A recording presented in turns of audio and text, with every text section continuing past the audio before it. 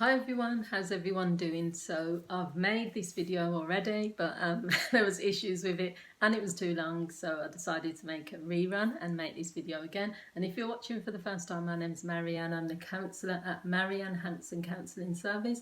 I'm also a coach. I work with individuals and couples, and the areas I specialise in are relationships, low self-esteem, depression, anxiety and stress. And in this video what I want to talk about is working as a team in your relationship. So as a couples counsellor and also working with individuals where they're struggling with relationship issues, these are some things that I think are really important and maybe you'll be able to relate to. And one of the things that sometimes doesn't get as much, I don't know, discussions or doesn't get as much weight given to it is working as a team in your relationship. So the first thing to consider is that your partner is not your enemy. They're not your competition. Your partner, you should be seeing it as being that you are more valuable when you work together. So when you have, if you're lucky enough to find that person that you want to be in a relationship with, and you feel that you're compatible and you feel that this is a really good match, then you should do everything you can to maintain this team front. It's literally like putting a united front out to the world to say we are a team, that's how we operate. So it shouldn't be that you're competing, it shouldn't be that you're fearful of what your partner is going to do, it shouldn't be that you are always trying to test your partner. It should be more of this idea that we are working as a team. So the first thing that you also need to consider doing is to be supportive and respectful.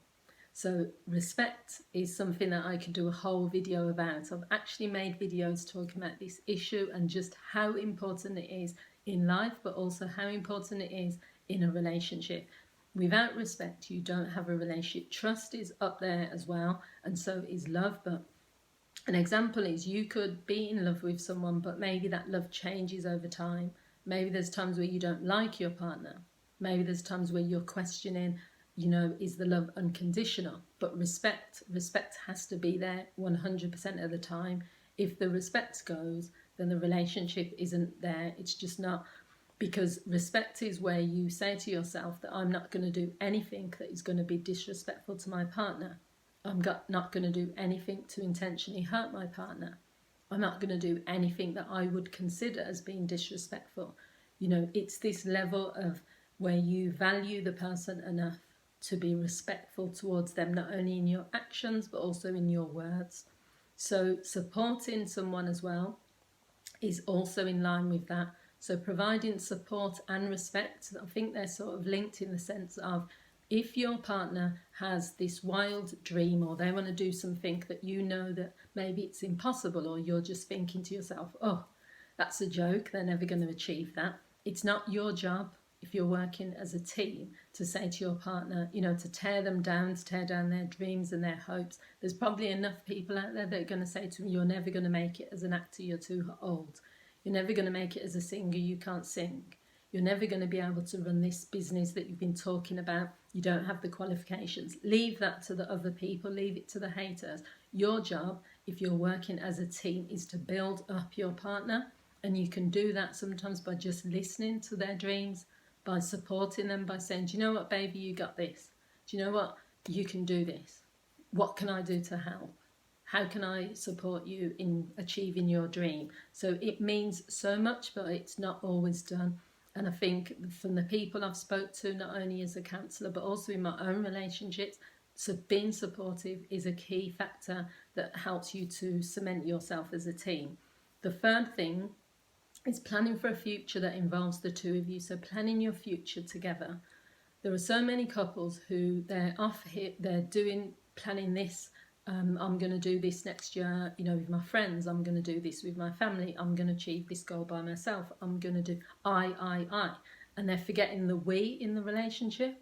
The more you sit down as a couple and you plan what you're going to do together, and it's almost like a light bulb moment, because if your partner feels that they're part of your life for the future, then it's just that feeling that, yes, we are a team, this is going somewhere, we can build on this, we can grow. But if your partner is, and I'm going to just be honest, I've been in relationships where the person I'm dating, all they're ever talking about is what they're going to do, and next year I'm going to do this. And I remember dating someone who, we were in a long distance relationship, and every weekend they would go off and they would go to these events by themselves, and I'd be sat there thinking, why have you not invited me to this wedding, or why don't I get invited to this party? And they were living a separate life. Just because we're living in different cities, my thought was, if you wanted me to be part of your life and you were saying that, you know, we are going somewhere, then I would be at some of these events.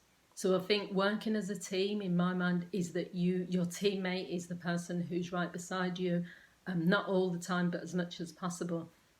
The fourth thing is that you make decisions together, or when you make individual decisions, they're not at the detriment of the relationship. So what I mean by that is, in some relationships, people say, I give you, that what we've agreed is that you can make certain purchases, you can go off and you can use the joint accounts, and you can buy a fancy dress if you want. You don't have to phone me and ask permission, you know, or if you want to make purchases for the house, go ahead. In other relationships, if there are big major purchases to be made, like, you know, a vehicle, holidays, big stuff, I know some couples that just will go off and do that by themselves, and it will cause a massive argument or a massive issue. Other couples, they sit down and they make those decisions together. In my mind, if you're a team, then you shouldn't be making just big decisions that either a financial decision, or you shouldn't make a decision that is going to have a massive impact on the relationship, because what you're then saying is that you don't need the opinion of your partner, you don't care what they think, you're going to go off and buy that new car anyway, you don't care if it's going to hurt your partner, you're going to go off and have an affair. I'm not saying that some people think like that, but that does come into respect, and that also comes into making decisions that don't damage the relationship.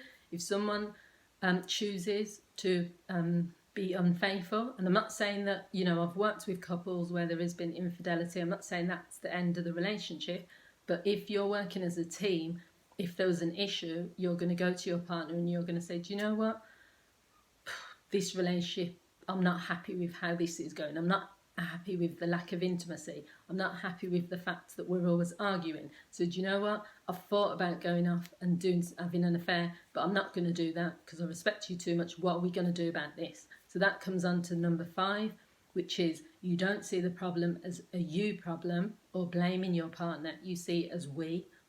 When you work as a team, you don't say to your partner, you're the one that messed up by spending all the mortgage money, you're the one that messed up because you got an addiction 5 years ago, and that meant that this, and it meant that, and it meant this. There is a difference between accountability. It's fine to say to your partner, do you know, these are some of the things that you've done in the past. I'm just letting you know that if you do that again, I'm not bailing you out. So if you go and gamble all that money away, you're on your own, you can deal with that yourself. That's accountability. But at the same time, if you're in it as a team, if there's an issue, you should be looking together as a team. How are we going to fix this? And it's so powerful when you use that word we. When someone is struggling in a relationship and you say, we are going to fix this. I'm going to find you a doctor because you're struggling with mental health. I'm going to be there for you because I can see that you're struggling with this. It makes a massive difference. It's so powerful, rather than saying, you need to go to the doctor and get help. You need to sort yourself out or I'm leaving. Because what you're saying to your partner at that moment when they need you is, you're on your own. So really, it's just getting used to the language that we use and recognising the power. And the final thing is, a person who's working as a team in their relationship doesn't allow anyone to talk badly about their partner, and they also don't talk badly to others. Now, there's a difference between just having a bit of a catch-up with your friends and saying, do you know what, he's doing my head in. Or do you know what, she's always spending money on shoes. It gets on my nerves. That is completely different to completely slagging your partner off. Oh, he's rubbish in bed. He's lucky that I'm with him in the first place. He keeps saying that he's going to have an affair. It doesn't matter because I've had one anyway. He's this, she's that. I'm not happy with him. The minute I find someone richer, I'm going to... All these sorts of things. People, the things I've heard sometimes when I've heard friends or people that I know, how they speak about their partner. You sit there sometimes and you think, what are you doing with this person if they are that bad, the way that you're speaking? But also, how can you love someone and talk about them to complete strangers or to people you know in such a derogatory way, you know. So what you have to think about really is, if you're working as a team, go to your partner and tell them what the issues are, but don't allow other people to be sitting there talking badly about your partner. That's one thing for me. Loyalty is a big thing when it comes to family. Doesn't matter what issues I'm having with my family, I'm not going to allow other people to say bad stuff. And same as in my relationship, whatever issues we might be having, I'm not going to sit there and let my friends, family, or anyone else like slag the person off. So the way you have to think about it is, working as a team is looking at the overall picture. We are a team that we want to, progress in life together. We've chosen to be together. We've made that decision, and we are going to work for the best of the relationship. We're not going to do anything to intentionally hurt the relationship. We're not going to allow other people to hurt this relationship, and we are going to communicate openly, support each other, respect each other, plan for a future, make decisions together, and just see it as any problems that come up, we're going to tackle them together. So I hope you found this video useful. If you have, don't forget to share it, and also don't forget to leave your comments. I'd love to hear what everyone's got to say. Thank you to all of my new subscribers. I really appreciate everyone that subscribes to the channel, and thank you for watching, and I'll see you all soon. Bye.